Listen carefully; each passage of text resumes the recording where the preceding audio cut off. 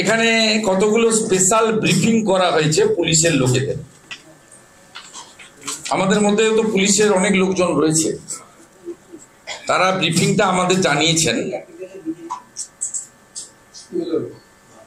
মুখ্যমন্ত্রী যাতায়াতের পথে পুলিশদের নেতৃত্ব দেবেন এক ঝাঁক আইপিএস অফিসার, যারা মোথাবাড়িতে হিন্দুদের দোকান এবং ঘর লুটের সময় লুকিয়ে গেছিল টেবিলের তলায়, যারা 10ই এপ্রিল সুতিতে 11 এবং 12 ধুলিয়ান শামসেরগঞ্জে শাটারের তলায় ঢুকে গেছিল, তারা এখন বেরিয়েছেন। মুখ্যমন্ত্রী রাস্তার যাতায়াতের পথকে নিষ্কণ্টক করবেন আইপিএস অফিসাররা।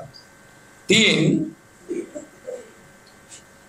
মুখ্যমন্ত্রী যাতায়াতের পথে হিন্দু গ্রামগুলো ব্যারিকেড করে রাখতে হবে, যাতে হিন্দুরা মুখ্যমন্ত্রীকে বিক্ষোভ দেখাতে না পারেন। আমি বিক্ষোভের ভাষাতে আপত্তি আছে, এটা তো পুলিশের ভাষা। আমি বলবো তারা যাতে তাদের যন্ত্রণার কথা, অত্যাচারের কথা মুখ্যমন্ত্রীকে বলতে না পারেন। 4, মুখ্যমন্ত্রী যাতায়াতের পথে পুলিশ কিছু তৃণমূলের হিন্দুদের সাজিয়ে রেখে দিদি দিদি বলে চিৎকার করাবে।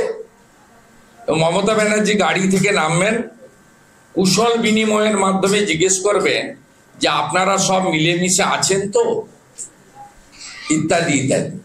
আপনারা সবাই মিলেমিশে আছেন তো? ওরা একই বৃন্তে দুটি কুসুম, ঠিক আছে তো? দুটো কুসুম।